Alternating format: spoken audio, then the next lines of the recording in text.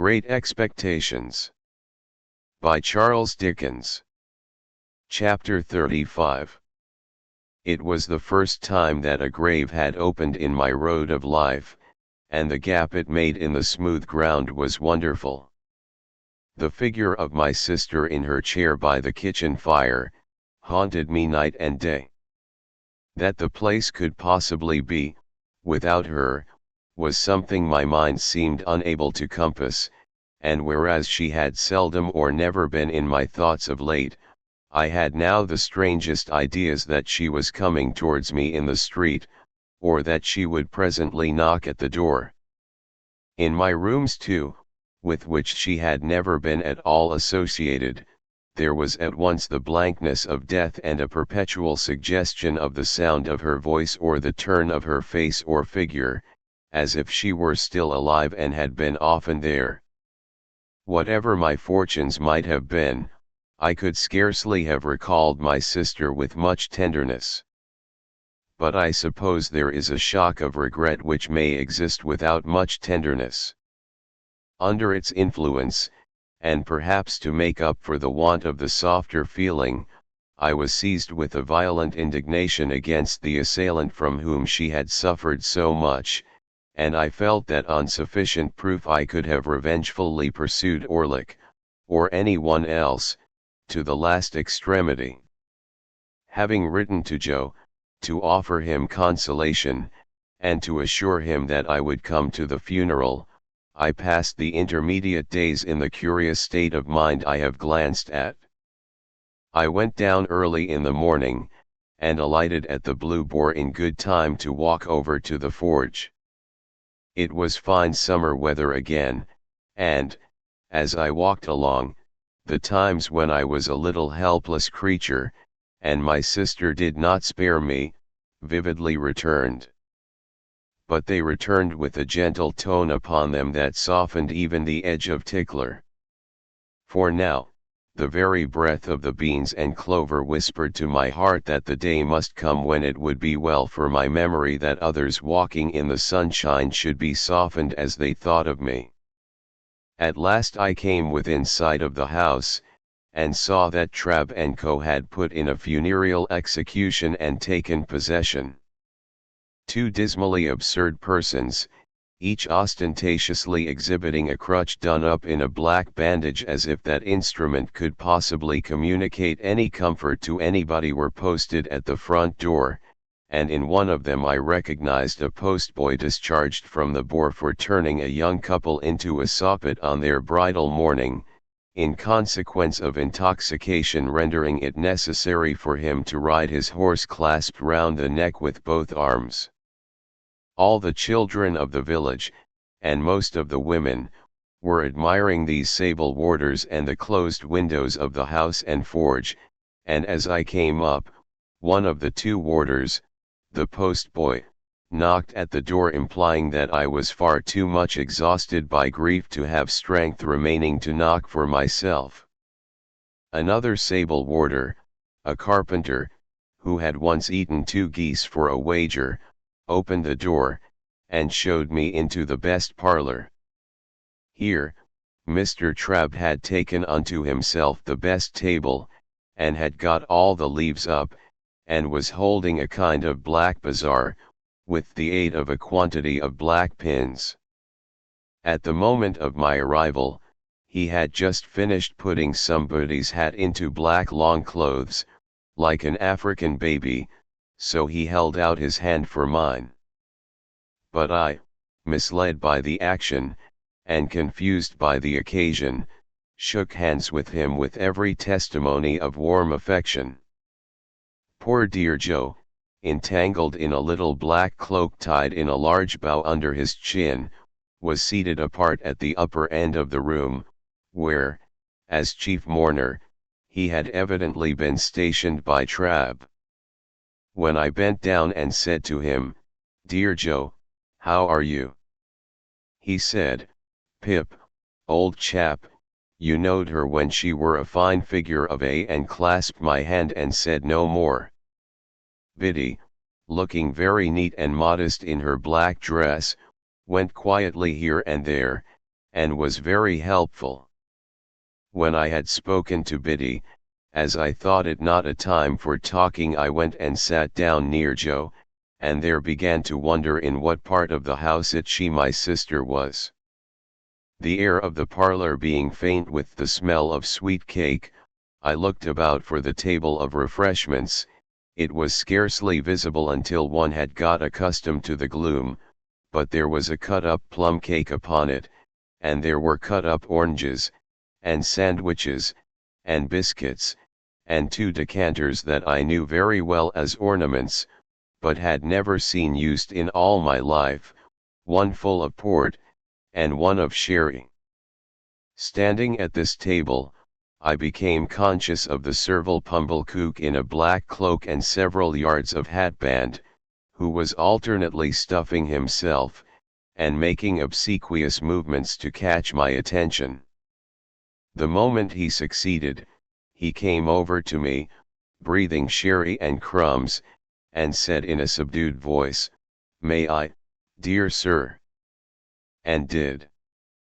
I then descried Mr. and Mrs. Hubble, the last named in a decent speechless paroxysm in a corner. We were all going to follow, and were all in course of being tied up separately, by Trabb, into ridiculous bundles. "Which I menters Pip," Joe whispered me, as we were being what Mr. Trabb called formed in the parlor, 2 and 2, and it was dreadfully like a preparation for some grim kind of dance, "which I menters sir, as I would in preference have carried her to the church myself, along with 3 or 4 friendly ones what come to it with willing hearts and arms, but it were considered what the neighbors would look down on such, and would be of opinions as it were wanting in respect. Pocket handkerchiefs out, all," cried Mr. Trabb at this point, in a depressed business-like voice. "Pocket handkerchiefs out? We are ready." So we all put our pocket handkerchiefs to our faces, as if our noses were bleeding, and filed out 2 and 2, Joe and I, Biddy and Pumblechook, Mr. and Mrs. Hubble. The remains of my poor sister had been brought round by the kitchen door, and, it being a point of undertaking ceremony that the 6 bearers must be stifled and blinded under a horrible black velvet housing with a white border, the whole looked like a blind monster with 12 human legs, shuffling and blundering along, under the guidance of 2 keepers, the postboy and his comrade. The neighborhood, however, highly approved of these arrangements, and we were much admired as we went through the village, the more youthful and vigorous part of the community making dashes now and then to cut us off, and lying in wait to intercept us at points of vantage. At such times the more exuberant among them called out in an excited manner on our emergence round some corner of expectancy, "Here they come! Here they are!" And we were all but cheered. In this progress I was much annoyed by the abject Pumblechook, who, being behind me, persisted all the way as a delicate attention in arranging my streaming hatband, and smoothing my cloak. My thoughts were further distracted by the excessive pride of Mr. and Mrs. Hubble, who were surpassingly conceited and vainglorious in being members of so distinguished a procession. And now the range of marshes lay clear before us, with the sails of the ships on the river growing out of it, and we went into the churchyard, close to the graves of my unknown parents, Philip Perrip, late of this parish, and also Georgiana, wife of the above. And there, my sister was laid quietly in the earth, while the larks sang high above it, and the light wind strewed it with beautiful shadows of clouds and trees. Of the conduct of the worldly-minded Pumblechook while this was doing, I desire to say no more than it was all addressed to me, and that even when those noble passages were read which remind humanity how it brought nothing into the world and can take nothing out, and how it fleet like a shadow and never continueth long in one stay. I heard him cough a reservation of the case of a young gentleman who came unexpectedly into large property. When we got back, he had the hardihood to tell me that he wished my sister could have known I had done her so much honor, and to hint that she would have considered it reasonably purchased at the price of her death. After that, he drank all the rest of the sherry, and Mr. Hubble drank the port, and the two talked, which I have since observed to be customary in such cases, as if they were of quite another race from the deceased, and were notoriously immortal. Finally, he went away with Mr. and Mrs. Hubble to make an evening of it, I felt sure, and to tell the jolly bargeman that he was the founder of my fortunes and my earliest benefactor. When they were all gone, and when Trabb and his men but not his boy, I looked for him, had crammed their mummery into bags, and were gone too, the house felt wholesomer. Soon afterwards, Biddy, Joe, and I, had a cold dinner together, but we dined in the best parlour, not in the old kitchen, and Joe was so exceedingly particular what he did with his knife and fork and the salt cellar and what not, that there was great restraint upon us. But after dinner, when I made him take his pipe, and when I had loitered with him about the forge, and when we sat down together on the great block of stone outside it, we got on better. I noticed that after the funeral Joe changed his clothes so far, as to make a compromise between his Sunday dress and working dress, in which the dear fellow looked natural, and like the man he was. He was very much pleased by my asking if I might sleep in my own little room, and I was pleased too, for I felt that I had done rather a great thing in making the request. When the shadows of evening were closing in, I took an opportunity of getting into the garden with Biddy for a little talk. "Biddy," said I think you might have written to me about these sad matters." "Do you, Mr. Pip?" said Biddy. "I should have written if I had thought that. Don't suppose that I mean to be unkind, Biddy, when I say I consider that you ought to have thought that. Do you, Mr. Pip?"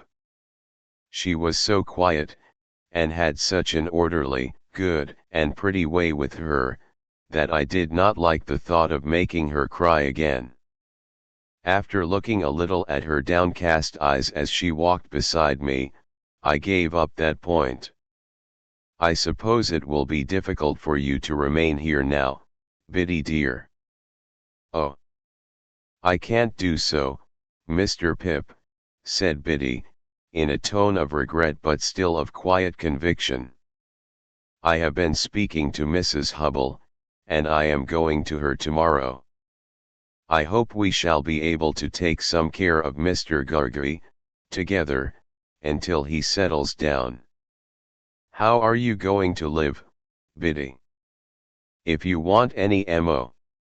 "How am I going to live?" repeated Biddy, striking in, with a momentary flush upon her face. "I'll tell you, Mr. Pip. I am going to try to get the place of mistress in the new school nearly finished here. I can be well recommended by all the neighbors, and I hope I can be industrious and patient, and teach myself while I teach others. You know, Mr. Pip," pursued Biddy, with a smile, as she raised her eyes to my face, "the new schools are not like the old, but I learned a good deal from you after that time, and have had time since then to improve. I think you would always improve, Biddy, under any circumstances." "Ah, except in my bad side of human nature," murmured Biddy. It was not so much a reproach as an irresistible thinking aloud. Well, I thought I would give up that point too. So, I walked a little further with Biddy, looking silently at her downcast eyes. I have not heard the particulars of my sister's death, Biddy. They are very slight, poor thing. She had been in one of her bad states, though they had got better of late, rather than worse, for 4 days, when she came out of it in the evening, just at tea time, and said quite plainly, "Joe." As she had never said any word for a long while, I ran and fetched in Mr. Gargery from the forge. She made signs to me that she wanted him to sit down close to her, and wanted me to put her arms round his neck. So I put them round his neck, and she laid her head down on his shoulder, quite content and satisfied. And so she presently said Joe again, and once pardon, and once Pip. And so she never lifted her head up any more, and it was just an hour later when we laid it down on her own bed, because we found she was gone. Biddy cried. The darkening garden, and the lane, and the stars that were coming out, were blurred in my own sight. Nothing was ever discovered, Biddy. Nothing. Do you know what is become of Orlick? I should think from the color of his clothes that he is working in the quarries. Of course you have seen him then. Why are you looking at that dark tree in the lane? I saw him there, on the night she died. That was not the last time either, Biddy. No, I have seen him there, since we have been walking here. It is of no use, said Biddy, laying her hand upon my arm, as I was for running out. You know I would not deceive you. He was not there a minute, and he is gone. It revived my utmost indignation to find that she was still pursued by this fellow, and I felt inveterate against him. I told her so, and told her that I would spend any money or take any pains to drive him out of that country. By degrees she led me into more temperate talk, and she told me how Joe loved me, and how Joe never complained of anything she didn't say, of me. She had no need. I knew what she meant, but ever did his duty in his way of life, with a strong hand, a quiet tongue, and a gentle heart. Indeed, it would be hard to say too much for him, said I, and Biddy, we must often speak of these things, for of course I shall be often down here now. I am not going to leave poor Joe alone. Biddy said never a single word. Biddy, don't you hear me? Yes, Mr. Pip. Not to mention your calling me Mr. Pip, which appears to me to be in bad taste. Biddy, what do you mean? What do I mean? Asked Biddy, timidly. Biddy, said I, in a virtuously self-asserting manner, I must request to know what you mean by this. By this, said Biddy. Now, don't echo, I retorted. You used not to echo, Biddy. Used not, said Biddy. Oh, Mr. Pip. Used. Well, I rather thought I would give up that point too. After another silent turn in the garden, I fell back on the main position.